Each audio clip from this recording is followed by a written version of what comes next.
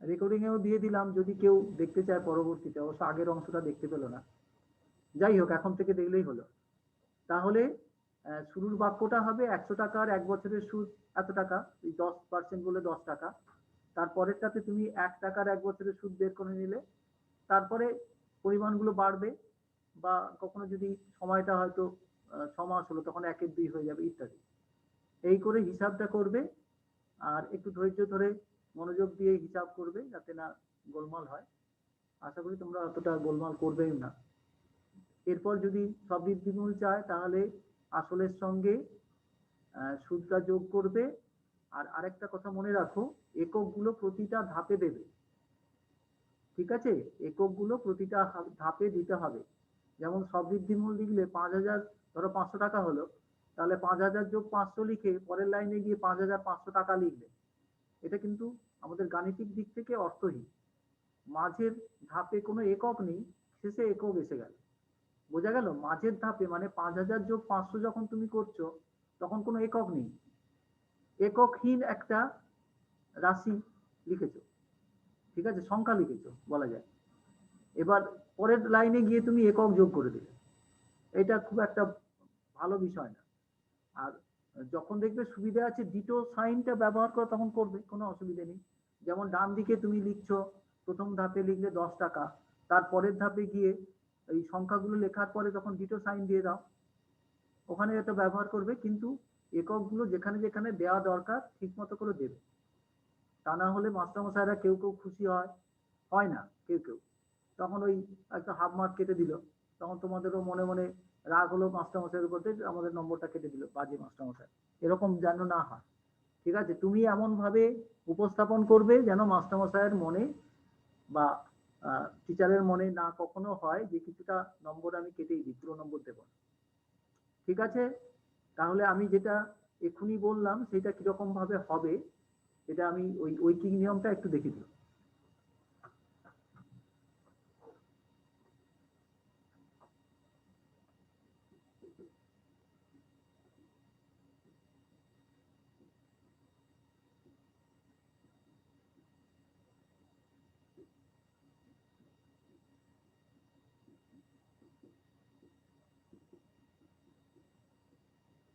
Sir ক্যামেরাটা ঘুরিয়ে দিন স্যার। হ্যাঁ হ্যাঁ, দিচ্ছি।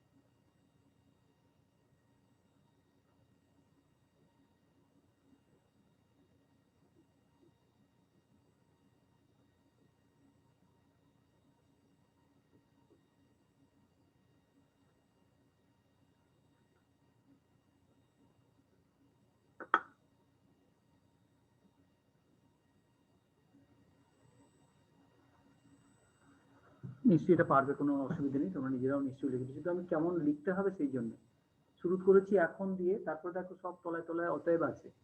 এইগুলোকে আমি বলি আমার ভাষায় লিঙ্কার, মানে একটা ধাপের সঙ্গে আরেকটা ধাপের একটা সংযোগকারী চিহ্ন থাকার দরকার। ঠিক আছে, সেই জন্য অতএব দিতে হবে। ঠিক আছে, এখানে অতএবটা হবে কেন, সিদ্ধান্তমূলক কথা, বা কথাটা এখানে আসবে না।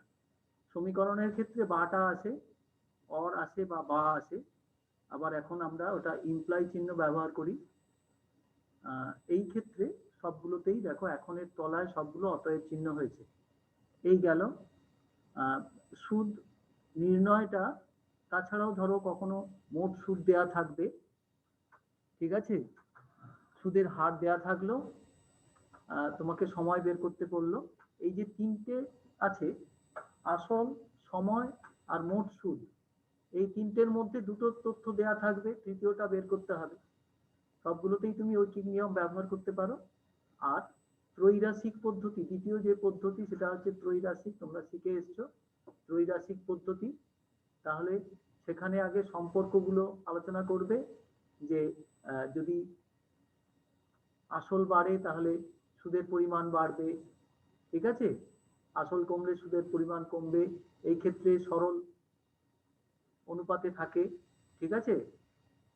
আর যদি বাড়ে আর অন্যটা কমে তখন ব্যস্ত ভেদে থাকে, ব্যস্ত অনুপাতে থাকে, এরকম কথাগুলো ব্যবহার করে একদম শেষে গিয়ে মোট সুদ বলে লিখে দিলে।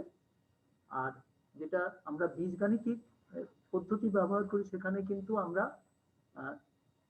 সূত্রটা ব্যবহার করি। সেই সূত্রটা কি, যদি আসলের পরিমাণ পি টাকা হয়, সময়টা টি বছর হয়, আর সুদের হার r%, স্মল r% বা ক্যাপিটাল r%, যার যেটা পছন্দ সেটা ব্যবহার করবে, ঠিক আছে। সুদের হার r%, তার মানে 1 টাকায় কত সুদ হলো, r/100 টাকা, ঠিক আছে। তাহলে সেক্ষেত্রে মোট সুদের জন্য একটা রাশি, সেই রাশিটা আমি লিখে দিই, যেটা সূত্র হিসেবে ব্যবহার করবে তোমরা।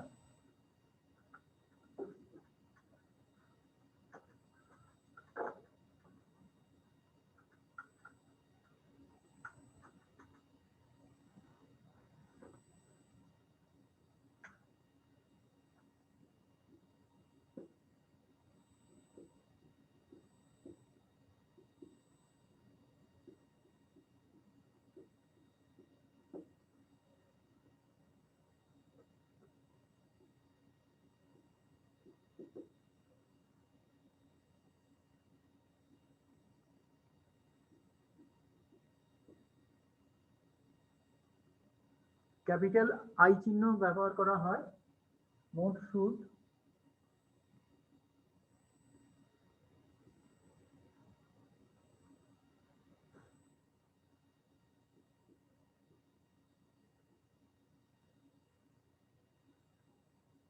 আচ্ছা, যখন সূত্রটা লিখবে তখন এখানে একক লেখার কোনো প্রয়োজন নেই, কিন্তু যখনই মানটা বসিয়ে দিবে, মানটা আসবে তবেই তো তার একক আসবে।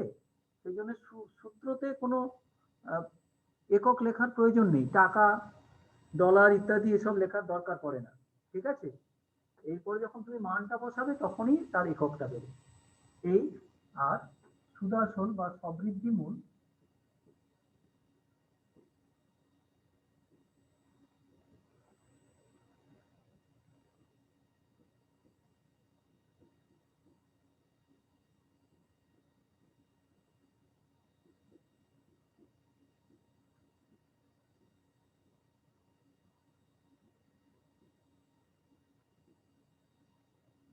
আমরা যদি পিটা বাইরে বের করে নিই তাহলে এটা হবে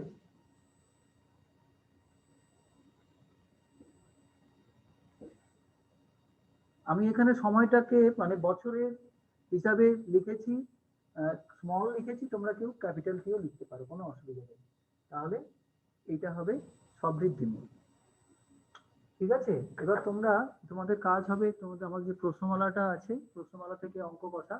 আজকে আর আমি অঙ্কের দিকে যাচ্ছি না, কারণ আমার ওই জ্যামিতির একটু শুরু করে দেওয়ার ইচ্ছা আছে বলে সেটাতে আর যাচ্ছি না। আজকের পাটিগণিতের আলোচনাটা এখানেই শেষ। তোমাদের কাজ হবে নিজেরা প্রথম উদাহরণ মালা বসে বসে ভালো করে দেখো। আমাদের সরকারি বইতে কিন্তু উদাহরণ মালা অঙ্কের সংখ্যা অনেক, খুবই ভালো। ঠিক আছে, কিছু প্রিন্টিং এরার ইত্যাদি আছে, সেইটা ছেড়ে দিলে এমনি অঙ্কের কোয়ালিটি বা উদাহরণের সংখ্যা ধরলে খুবই ভালো বই। ঠিক আছে, সেই জন্য তোমরা নিজেরা আগে উদাহরণ দেখবে, নিজেরা অঙ্ক কষতে শুরু করবে। আমি পরদিন হয়তো হয়তো না, কিছু অঙ্ক তোমার প্রশ্নমালা থেকে অঙ্ক করে দেবো। আশা করি তোমরা নিজেরাই বেশিরভাগই করে নিতে পারবে। এটা আজকের মতো পাটিগণিতের আলোচনা শেষ। এবার আমি ওই জ্যামিতি, পরে লেখো জ্যামিতি, হেডিংটা দিয়ে দাও জিওমেট্রি, আর দিয়ে লেখো বৃত্ত সংক্রান্ত তথ্য সমূহ। বৃত্ত সংক্রান্ত তথ্য সমূহ, ঠিক আছে, বৃত্ত সংক্রান্ত তথ্য সমূহ লেখো।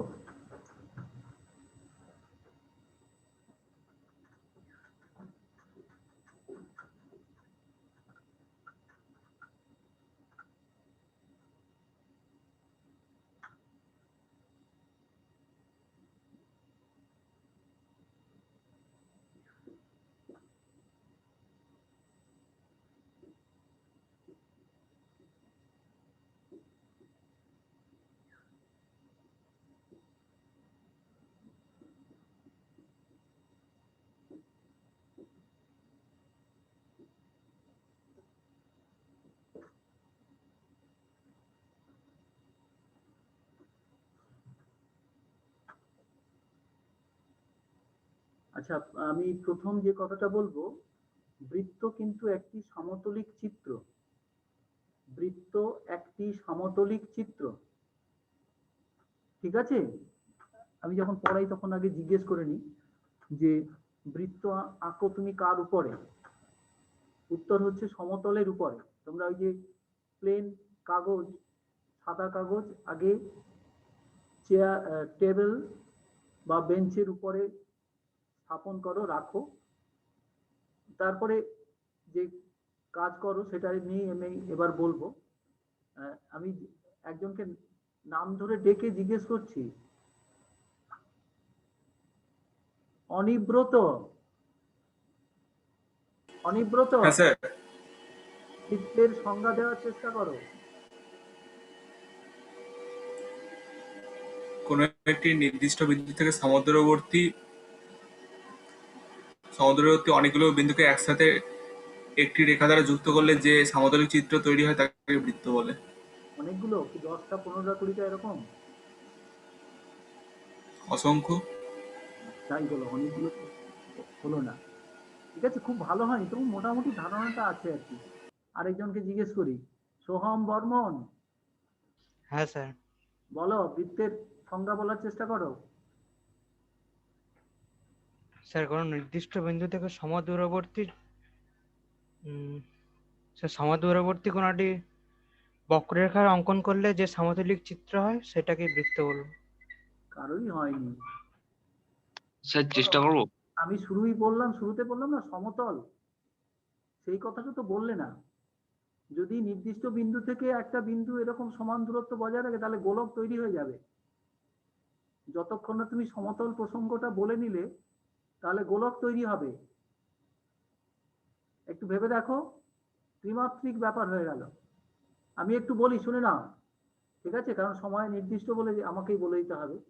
যাই হোক, তোমরা বলার চেষ্টা করেছো, ঠিক আছে, থ্যাংক ইউ।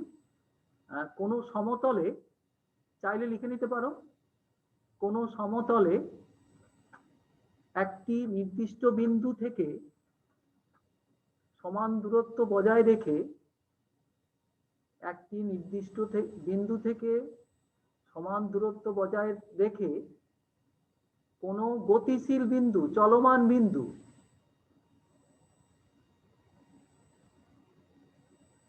কোনো গতিশীল বা চলমান বিন্দু যে বক্র সৃষ্টি করে, যে বক্রের সৃষ্টি করে বা যে বক্র সৃষ্টি করে বা যে বক্ররেখা সৃষ্টি করে,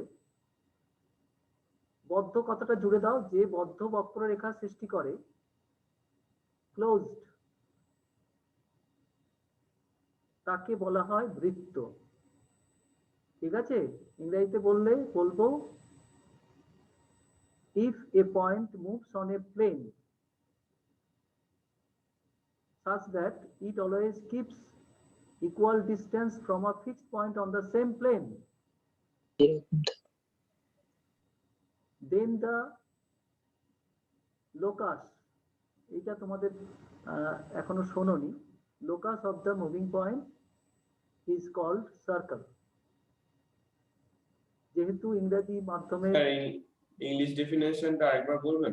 এখন আজকে বলবো না, পরের দিন বলবো। আজকে পরের তথ্যটা বলি। চাইলে যদি ইংরেজি কথাটা লিখে রাখতে চাও তাহলে একটু ফাঁকা রেখে দাও, 3-4টে সেন্টেন্স হবে সেই রকম ফাঁকা রাখো, পরের দিন বলবো।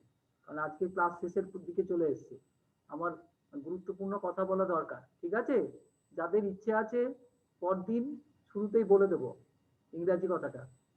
ঠিক আছে, আজকের আমি পরের তথ্যে চলে যাচ্ছি। তাহলে দেখো, আমি বাংলা যেটা বললাম, নির্দিষ্ট বিন্দু, নির্দিষ্ট বিন্দুটাকে বলা হয় বৃত্তের কেন্দ্র, আর যে নির্দিষ্ট দূরত্ব তাকে বলা হয় ব্যাসার্ধ বৃত্তের। ঠিক আছে, আর ওই বক্র যেটা সৃষ্টি হলো তার যেটা দৈর্ঘ্য তাকে আমরা বলি পরিধি। ঠিক আছে, তার দৈর্ঘ্য, তার মানে কোনো একটা জায়গায় তুমি কেটে দিয়ে এবার ওটাকে পুরো সোজা করে ফেললে, মাপ মেপে নাও, তাহলে সেটা মাপটাকে আমরা বলি পরিধি। ঠিক আছে, সার্কামফারেন্স ইংরেজিতে। এবার আমি পরের কথায় আসি। ধরো কোনো সমতলে দুটো বিন্দু আছে,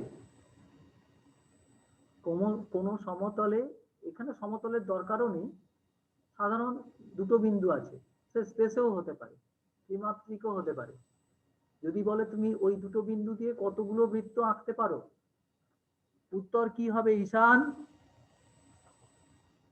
স্যার অসংখ্য। গুড, খুব ভালো বলেছো। আচ্ছা, এবার স্বর্ণাভ,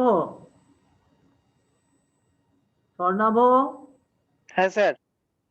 ও বলছে যে অসংখ্য বৃত্ত আঁকা যাবে, তো সেই যে বৃত্তগুলো তুমি আঁকতে পারবে, কিভাবে আঁকতে পারবে ধারণা দিতে পারো? আমি একটু বোর্ডে দেখি।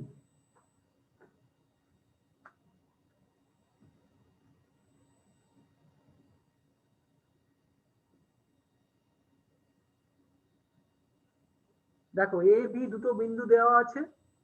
আমার প্রশ্ন হচ্ছে যে এ বি বিন্দুর মধ্যে দিয়ে কতগুলো বৃত্ত আঁকা যাবে? তোমার বন্ধু উত্তর দিয়ে দিয়েছে অসংখ্য। এখন কিভাবে সেই বৃত্তগুলো আঁকা যাবে বলো, কেউ পারবে?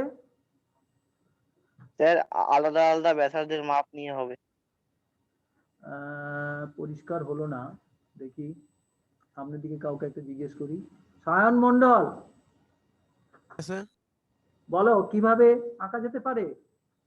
এ বি বিন্দুর মধ্য দিয়ে অসংখ্য বৃত্ত আঁকা যায়, কিভাবে পেতে পারো?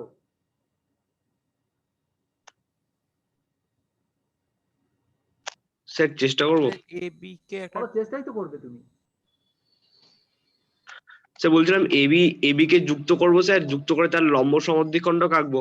এবার লম্ব সমদ্বিখণ্ডকের উপরিস্থ যে কোনো বিন্দুকে কেন্দ্র করে বৃত্ত অঙ্কন করলেই স্যার সেটা এবি গামী হবে। ভালো বলেছো, খুব সুন্দর, খুব খুশি হলাম, সঠিক উত্তর। তাহলে এ আর বি বিন্দু দুটো আমি সরল রেখাংশ দিয়ে যুক্ত করে ফেললাম। ঠিক আছে, মানে স্কেলের সাহায্য নিয়ে যুক্ত করে ফেললাম। এবার এ বি এই রেখাংশ লম্ব সমদ্বিখণ্ডক এঁকে ফেললাম। ঠিক আছে, লম্ব সমদ্বিখণ্ডকের উপর যে কোনো বিন্দুই এ আর বি বিন্দু দিয়ে সমদূরবর্তী, খুব সহজেই তুমি সেটা প্রমাণ করতে পারবে। ঠিক আছে, তাহলে কিভাবে আমি ওই বৃত্তগুলো আঁকতে পারি তার উত্তর হলো, এ বি রেখাংশের লম্ব সমদ্বিখণ্ডকের উপর যে কোনো বিন্দুকে কেন্দ্র করে, আর সেই বিন্দু থেকে এ বা বি বিন্দুর দূরত্বটাকে ব্যাসার্ধ নিয়ে তুমি বৃত্ত আঁকলে সবসময় দেখবে সেটা এ বি বিন্দু দিয়ে যাবে। এই হচ্ছে ওই দুটো বিন্দু দিয়ে যে অসংখ্য বৃত্ত আঁকা যায় তার উত্তর। এই বৃত্তগুলো আমরা কিভাবে পেতে পারি। ঠিক আছে, এই গেল দুটো বিন্দুর ব্যাপার। এইবার যদি সমতলের উপর 3টে বিন্দু দেয়া থাকে, এ বি আছে, এবার একটা তোমার বিন্দু দিয়ে দিল সি।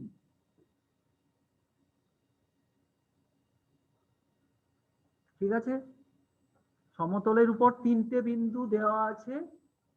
এবার প্রশ্ন হচ্ছে যে এই 3টে বিন্দু দিয়েই যাবে এরকম বৃত্তের সংখ্যা কটা? একটা। একটা। একটা। কেন আর তার বেশি হবে না? না স্যার, হবে না। না। সংক্রান্ত উপপাদ্য আছে, ঠিক আছে? লেখো উপপাদ্য 1। উপপাদ্য 1 বিবৃতি হলো যে কোনো 3টি বিন্দুর মধ্য দিয়ে, বিবৃতিটা লেখো, যে কোনো 3টি বিন্দুর মধ্যে দিয়ে, এই 3টে বিন্দু কিন্তু একই সমতলে থাকতে হবে এরকম ব্যাপার নয়, সেই জন্য এখানে সমতলের কথা কিছু নেই। আসলে তুমি 3টে বিন্দু যদি দেওয়া থাকে সেই 3টে বিন্দুর মধ্য দিয়ে একটাই সমতল আঁকা যায়, বুঝতে পেরেছো তো? সেই জন্যই এখানে সমতলের প্রসঙ্গ নেই। তাহলে বিবৃতি হলো যে কোনো 3টি বিন্দুর মধ্য দিয়ে কেবলমাত্র একটি বৃত্ত আঁকা যায়, কেবলমাত্র একটি বৃত্ত আঁকা যায়। লিখেছো? এইটা হচ্ছে বিবৃতি। এরপরে যে ধাপগুলো সেগুলো তোমরা জানো। এরপরে চিত্র অঙ্কন, ঠিক আছে? চিত্র অঙ্কনের পরে বিশেষ নির্বাচন বা বিশেষ বিবৃতি, তারপরে প্রামাণ্য, তারপরে অঙ্কন, তারপরে প্রমাণ। আরো একটা থাকে, অনেকে সেটা বলে, সেটা হচ্ছে সিদ্ধান্ত। সিদ্ধান্ত আসলে এই মূল যে কথা সেটাই আবার লিখতে হয়, সেই জন্য ওইটা নিয়ে আমরা খুব বেশি বলি না আর কি, ঠিক আছে? তাহলে তোমার বিবৃতি অনুসরণ করে চিত্র অঙ্কন, ঠিক আছে, যাকে চিত্র বলা হয়।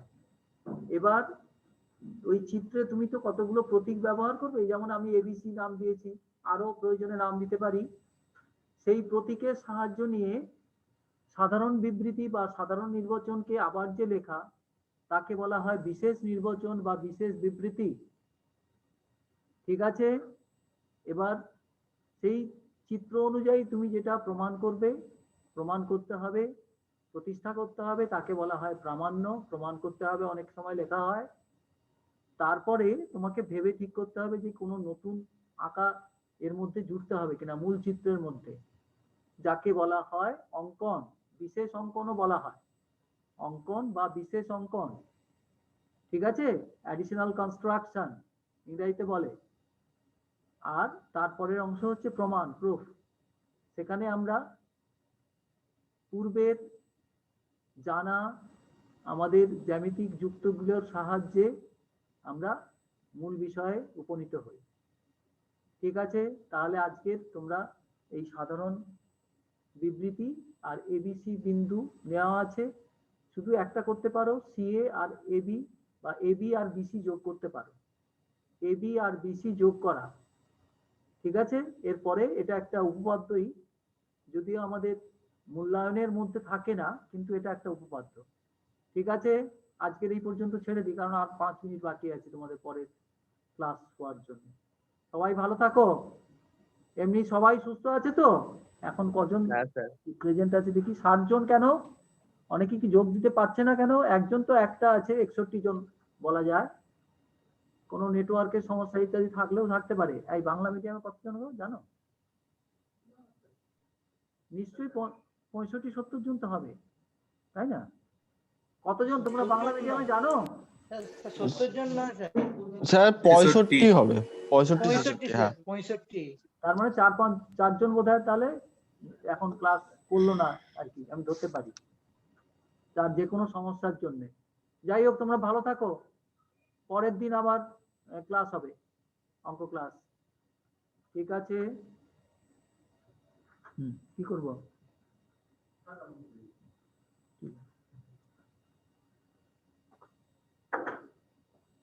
স্যার লিভ করছি। লিভ করো, তোমাদের ক্লাস আছে না এরপরে? হ্যাঁ স্যার আছে স্যার, স্যার রেকর্ডিংটা পাঠিয়ে দেবেন। তোমরা কোথাও টয়লেট করে আসার হলে করে এসো। না স্যার, রেকর্ডিংটা। ও, রেকর্ডিংটা বন্ধ করে দেবো না? হ্যাঁ হ্যাঁ হ্যাঁ, ঠিক বলেছো।